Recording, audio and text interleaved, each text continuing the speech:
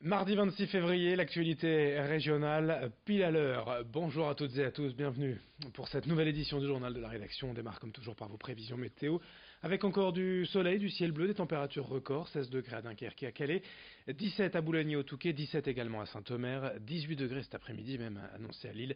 Des températures exceptionnelles pour la saison bien évidemment, côté ciel pas de changement. Partout, pour tout le monde, un magnifique ciel bleu, de nouveau aujourd'hui, demain également.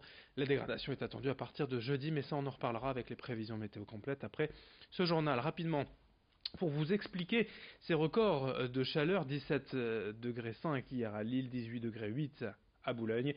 Nous sommes allés interroger les prévisionnistes de Météo France rapidement. Concrètement, c'est grâce à des vents forts en altitude que l'air chaud remonte sur l'Europe de l'Ouest actuellement. À l'inverse, ces vents font retomber l'air froid sur l'Europe de l'Est et du Sud. À titre d'exemple, en Turquie, en ce moment, les températures sont 8 à 10 degrés en dessous des normales de saison, mais cette chaleur, on le disait, ne devrait pas durer bien longtemps. Le retour à la normale est prévu jeudi, on en reparlera. La météo, mais aussi le climat à l'honneur dans ce journal avec la mobilisation des jeunes de plusieurs pays d'Europe depuis quelques semaines. En Allemagne, au Royaume-Uni, aux Pays-Bas et en Belgique, les jeunes manifestent pour la défense de l'environnement, pour forcer les gouvernements à agir davantage contre le réchauffement climatique. En France, la mobilisation débute à peine, ils étaient 1 millier samedi à Paris, 35 000 jeudi dernier à Bruxelles. Hier près de Mons, une centaine de jeunes de 13 à 20 ans ont été conviés à une journée de réflexion, d'action et d'échange avec des scientifiques et experts de la question environnementale. L'occasion de découvrir quelques simples solutions à mettre en place, chacun au niveau local. Explication au micro de Lucille Berthe-Constant. Voir que les jeunes se mobilisent, ça montre que on a envie que ça change et qu'il y a un découpage entre les politiques et la société adulte qui est au pouvoir entre guillemets et les jeunes qui eux veulent du changement, sont plus en accord avec tout ce qui a été fait et tout ce qui veut être fait parfois. Donc je pense que ces mobilisations sont très importantes parce que de un, ça permet de réunir les gens sous un même idéal et pas toujours scindé en plusieurs petits mouvements. Ça fixe véritablement un but pour l'avenir, donc on sait vers quoi on va tendre. Et tout simplement, je pense que voir ce mouvement qui est international, voire même mondial, c'est tout simplement super émouvant de voir tout ça, de voir tous ces jeunes unis, de voir cette cohésion dans un monde où souvent on est un peu désunis sur certains sujets, on a vite tendance à se disputer pour des bagatelles. Et donc... Au chapitre social, une image hier à Hasbrook, la crainte des employés de la boutique Orange menacée de fermeture depuis une annonce faite par la direction au comité d'entreprise en début d'année. Si elle se confirme, cette fermeture serait la 13e d'une enseigne Orange dans la région, après celle d'Armentières, Tourcoing, Coquelles, Saint-Omer, Grande-Sainte. Évidemment, les 7 salariés de la boutique d'Hasbrook sont inquiets de perdre leur emploi. Par ailleurs, si l'enseigne ferme, les habitants d'Hasbrook et des environs devraient aller jusque Longnes dans l'Audomarois, Dunkerque ou Anglo dans la métropole lilloise pour retrouver une boutique Orange. Un coup de plus porté à la désertification des zones plus rurales selon les élus locaux mobilisés aussi contre cette fermeture. Explication avec un délégué syndical au micro de Vincent Vieillard. Il y a sept collègues qui travaillent dans la boutique et donc ces 7 personnes dont plusieurs habitent sur Hasbrook. On leur demanderait de faire des kilomètres pour aller travailler soit à Dunkerque, soit à Anglo, soit en Longnes, voire même sur l'agglomération lilloise. Donc une dispersion de l'équipe, ce qui est vraiment dommage. Et comme on en a parlé avec eux et avec la clientèle, c'est un véritable gâchis. Parce que ça fait maintenant une vingtaine d'années que la boutique est installée ici à Hasbrook et ils ont fait un gros travail de fidélisation et le public et la clientèle est présent. Et d'ailleurs, il y a une dame là, il y a quelques minutes qui est rentrée dans la boutique et qui a dit moi je vais signer la pétition, une dame de 80 ans, et qui a dit je veux signer cette pétition parce qu'ils veulent cette proximité. Dans un mois, le changement d'heure, encore et toujours le même débat, pour ou contre, passer à l'heure d'été, à l'heure d'hiver, quel intérêt, quelles conséquences. En Europe, depuis plusieurs mois, des associations militent pour la mise en place de l'heure d'été tout au long de l'année.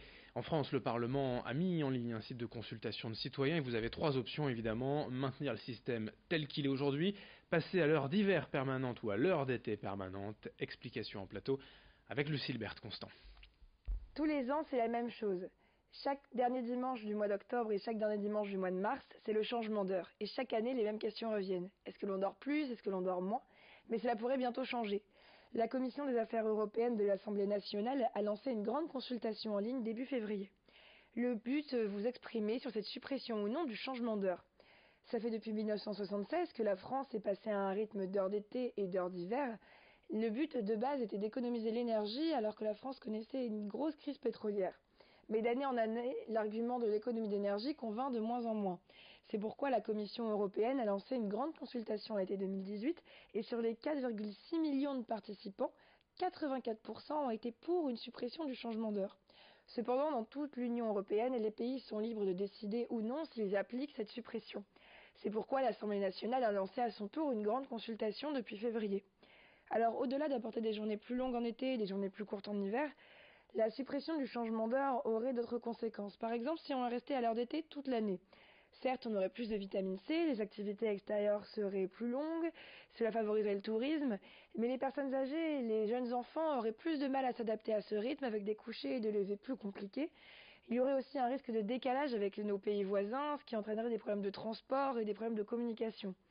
En attendant 2021, le moment auquel les pays de l'Union européenne devront se décider sur la suppression ou non de ce changement d'heure, vous avez jusqu'au 3 mars pour vous exprimer vous-même sur le site de l'Assemblée nationale.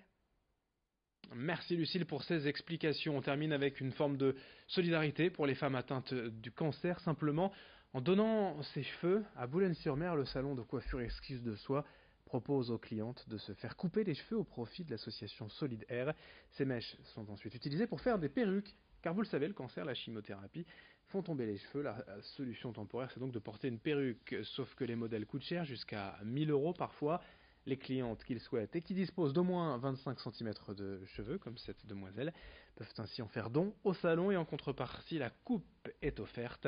En plus de ça, la gérante du salon, Hélène, propose régulièrement des accompagnements dans son salon ou à l'hôpital des femmes en cours de traitement pour des conseils beauté. Ces explications au micro de Louis Caillé. Comme on envoie des cheveux naturels, est-ce qu'on ne crée pas d'autres prothèses un peu plus haut de gamme plutôt que de fournir les basiques ? C'est à mes yeux peut-être, pourquoi pas, je sais pas. C'est encore la question que je me pose parce que je m'entête encore à envoyer les dons, mais c'est censé faire baisser le prix. Je vous assure qu'en 3 ans de temps, je n'ai pas encore vu une seule prothèse diminuer. Fin de ce journal, dans un instant vos prévisions météo, merci de votre fidélité.